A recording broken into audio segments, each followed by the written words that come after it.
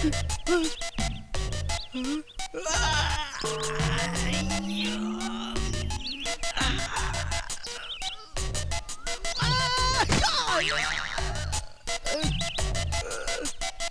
हमके का होगी रात भर में, मार लगा था कि बाजार खत्म है।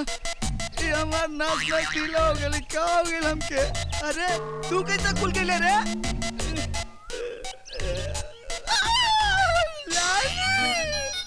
लागत तो हमारी जतिया लूट लेला। 1 महीना में रियाज मार के बनौले रही, रात भर में खत्म कर देला ससुरी रे।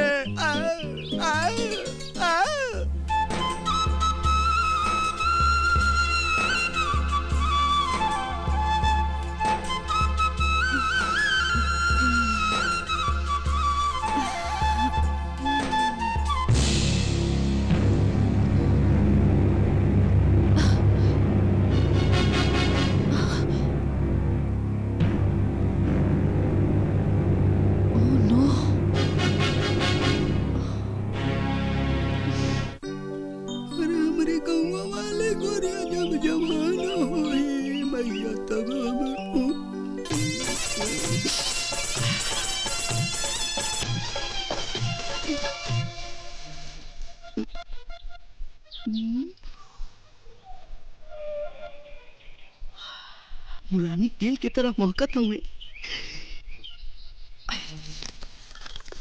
भैया एगो बात पूछी। काल तो पूरा गिलास पी गए डाला का ऊ है दूधवा। अरे तो मैं कौन नहीं बात, हम तो रोज पीला। अयो दादा हेने दूध होने भैया। ऊ का कहल जाला, दू पाटन के बीच में साबुत बचा न कोई। हे भगवान इनका रोज रोज का होत होई। अरे तू का कर रहल बाड़े, हमरा तो समझे में नहीं के आवत। कुछो ना भैया, हम ऐसे ही पूछ देनी। हमार तो उहे बा, अधजल गगरी छलकत जाए छलकत जाए छलकत जाए छलकत जाए छलकत जाए।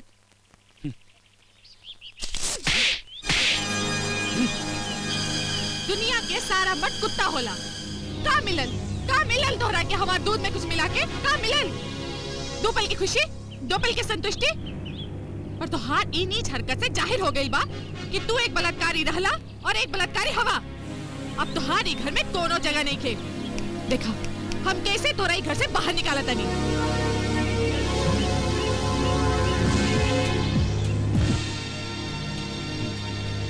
बढ़िया बा, बहुत बढ़िया बा।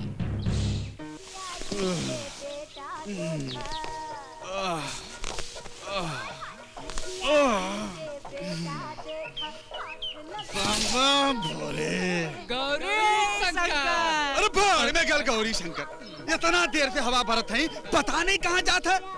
आई रे दादा, एमे तो फाटल ट्यूब लागल बा गुरु, एमे तो नया ट्यूब लगावे के रहे। अरे धत तेरे की तब तक खात है कि इतना देर से चिलम फुलगावत है, सुलगता ही नहीं। अरे गुरु तू बैठा, हम बानी नू, सब ठीक कह दे।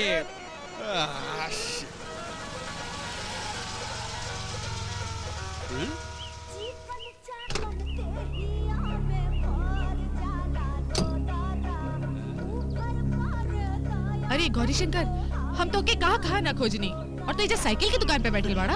अरे बहनी ये हमारा माई बाप है। अब हम चिलम फुलगावल छोड़ दली, अभी साइकिल की दुकान खोले ले बानी।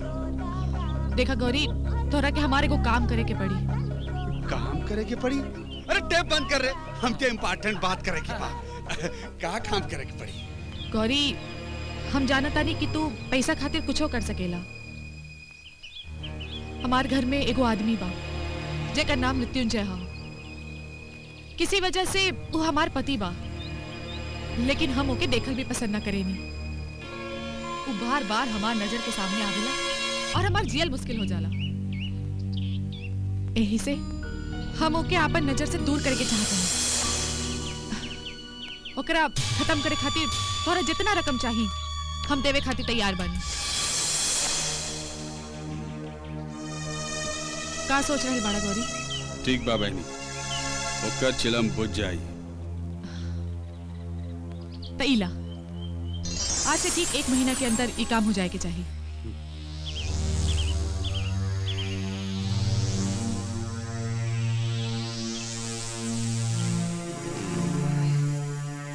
इस जमाना में केहू सुधरल चाहे ओकरा केहू सुधरे नहीं खे दे। जकरा होला ज्यादा गरमिया नंबर हमर मिलावेला, अपने लहंगा के टेम्परेचर हमरा से नपवावेला। अरे यमराज महाराज हमके बचावा।